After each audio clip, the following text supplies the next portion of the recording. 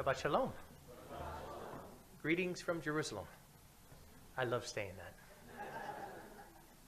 I tell people when they come to the feast, and we're right on the other side of the Mount of Olives, we keep the feast in the Old City, and I tell them, you know, we keep the feast all over the world. It's a commandment, and it's wonderful, and we're happy. But wow, how nice is it keeping the feast right where the Mount of Olives is. Before I start, I'd like to thank Elder Solomon and his wife, Michelle, for putting this together and all the people that were involved. Really, it's a great honor for me today to be here to see another chapter of Yahweh's congregation starting over here in Ohio. And I was coming through the United States just for a couple of days on my way down to Nicaragua. I'm going there this coming week. We have congregations down there and work down in Central and South America. So I just felt, wow, if Yahweh put me this close, it's okay to tweak a few things to get here today and honor my good friend and really a good servant. In the couple of years I got to know Solomon, he really is a man of Yahweh, and I appreciate his friendship and knowing him and looking forward to working with him and his brother Jake and all the other elders that are here in the States as Yahweh's work moves on. Unfortunately, I won't be here too long, but on the way back, I'll be here a couple days, and we do have a meeting May 27th in New Jersey in Carteret. It'll be a very small meeting, but if anybody is around, you're welcome to come to that. You can get the information on our website. Elder Solomon had sent out to talk for a few minutes about the ministry that we're doing and where we see the congregation going from here. And I personally have a very unique perspective because I've been 20 years in the mission field, 18 years living in Israel, and basically I've been all over the world. Just in the last 2 months, I've been in Thailand, where we have really amazing work that's going on there. I'll talk about for a minute or two. And then also last month was in Africa, where I had the blessing of being in Kenya and also Liberia. I'll talk about that for a couple of minutes. But I want to bring this up because there's a message I'm putting together called the normalcy bias. And a lot of times we tend to think, as we see things going day by day, that it's normal. And I was telling Elder Solomon before the meeting, I said, if life is anything, it isn't normal. It may be a lot of different things, but it's not normal. What you're doing every day of your life, to get up every day and go in a piece of metal and travel at 60 miles an hour to go 60 miles away from your house, it's just not normal. And here we are almost 6,000 years from Adam and Eve. Right? We can prove it. If you look in the Bible, you can look at the genealogy. And for 5,900 years, 5,900 years, basically, people in this area particularly were in horse and buggy and were traveling and living the way they did. And it's only in the last 50 to 100 years that everything has changed. And like I said, the fact of going around the world, it really shows me how Yahweh created people. If you go to the Asian areas, you won't believe how the people are, that actually, like in Thailand and in Japan and China, that if you're 30 years old, but your friend is 35, you have to greet them a certain way because they're older than you. And the respect that the Asians give to older people and people in authority is amazing. I've never seen it like anywhere in my life. You go to Africa, the people are so children-like. I've never seen attitudes of people being so childlike.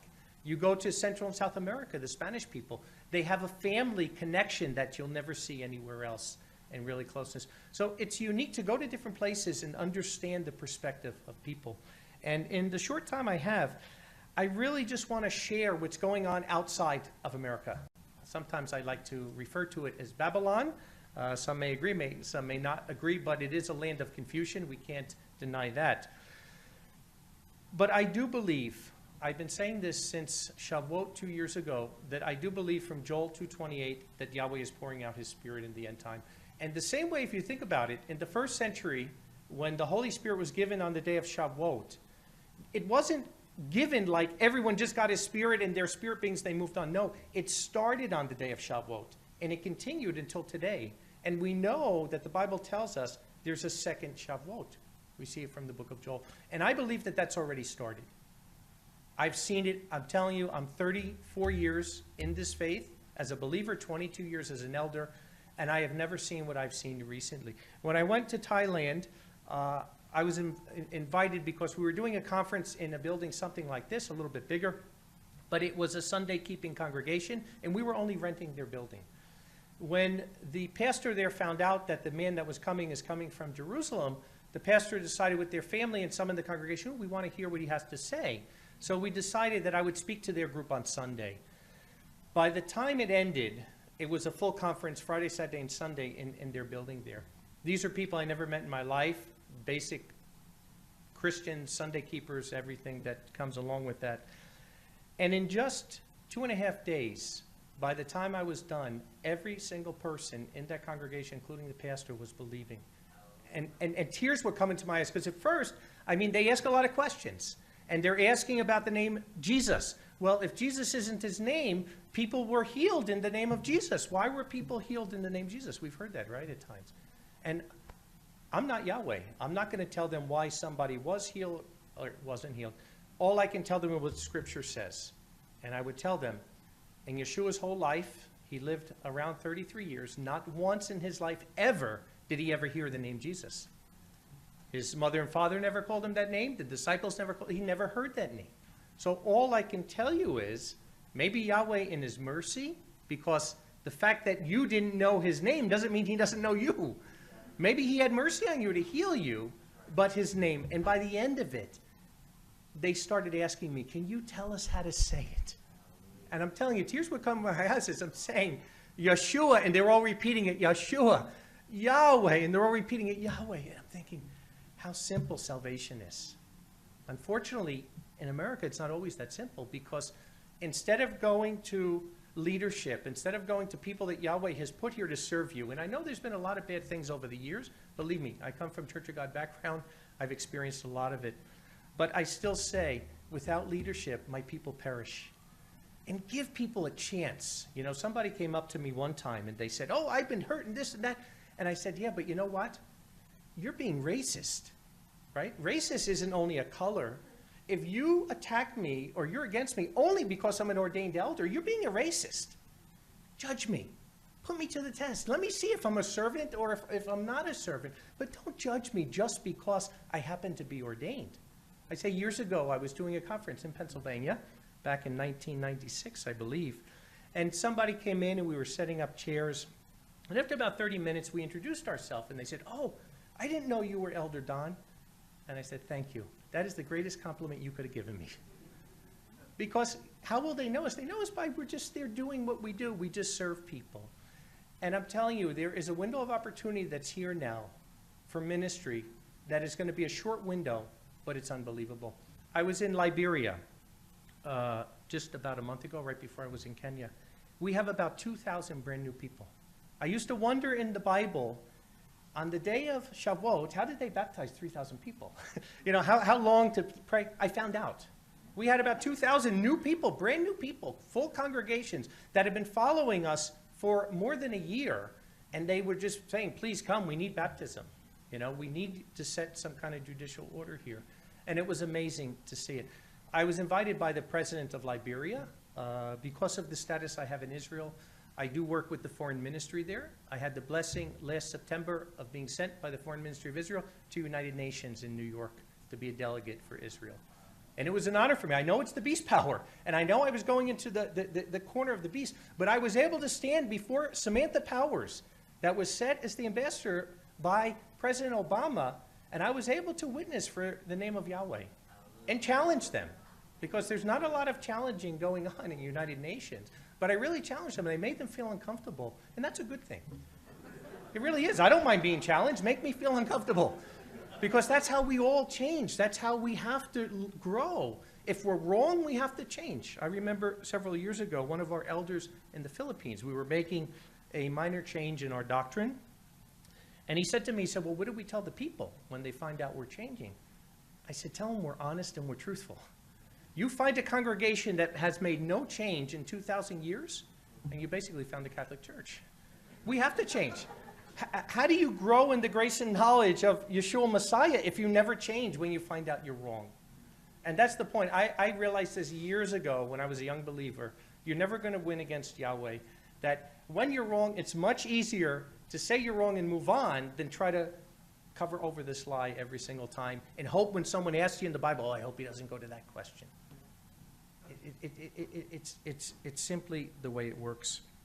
I do work with a program in Israel called Ambassadors for Israel. I work with the foreign ministry on this, and we train people in their nation to learn how to be an ambassador for Israel, and then they come back to their nation and they learn that. But I feel that in my time in the mission field, I feel so honored that Yahweh has allowed me to go to these places. And like I said, I really love to see the diversity in the body of Messiah, to see how different everybody is, to see how everybody is created different, they look different, the customs are different, and to really see that we are one body. That, you know, whether you go over here to this side of the world or over here, we're basically all the same. And that's why I say, like here in America, we have different administrations, but there's only one government, right? So think about it this way, that we had an election recently in America. So you had the new president, President Trump comes in, but you have different ministries. You have the Ministry of Health, you have the Ministry of Foreign Ministry, you have all these different ministries, and that's what we are. There's one government, the government of Yahweh, and Yahweh is the head of that government with Yeshua, and each of us are given different ministries. And I always say this, I say it in the school, if you don't prepare for what you're going to be, you're never going to get there. Because if you would have told me 20 years ago, when me and my wife left America, that I'd be doing what I was doing today, I would think you're out of your mind. They used to call us the homeless missionaries in Jerusalem. We had no money. We were living out of a hostel. And every day we would just wake up and go out and serve Yahweh. We'd try to find a homeless person, try to find a poor person. But I always knew you have to portray yourself with the integrity of an ambassador to Yahweh.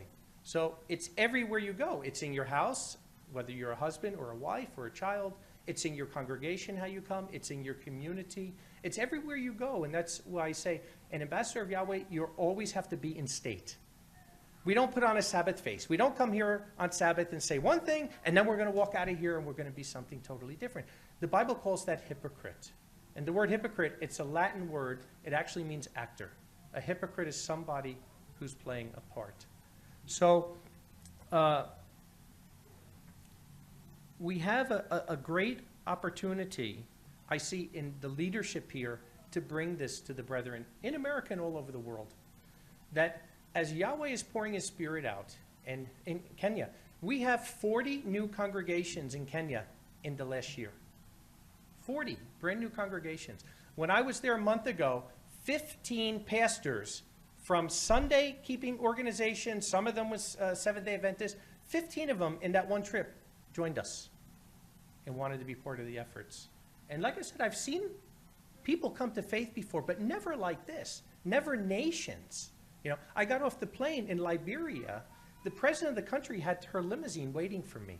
See, first time I never had to go in and even check in or get my bags or anything. You know, they're waiting there, and I'm wondering why. Because it certainly isn't about me. Why on earth would they treat me with diplomatic status unless Yahweh was opening up the door? That door is here also. I was saying to Solomon, this place is important. You know, if you remember the Apostle Paul, when he was going up to the road to Damascus, and if you come to Israel, I can bring you there. We know exactly where it is. Always welcome there. Why did they have to stop him on the road to Damascus? Because Damascus was the crossroads of the world. Once the word got to Damascus, it would go to Lebanon, it would go to Assyria, it would go to Babylon. From there, it would go everywhere. And here in Ohio, if you look at a map, where you are right here, you're at those crossroads. Ohio is like the crossroad of America. So I know that this building is from Yahweh. I know that Elder Solomon being here is from Yahweh. And I know that Yahweh has a great work also in Babylon. Maybe not the work that's going around the world.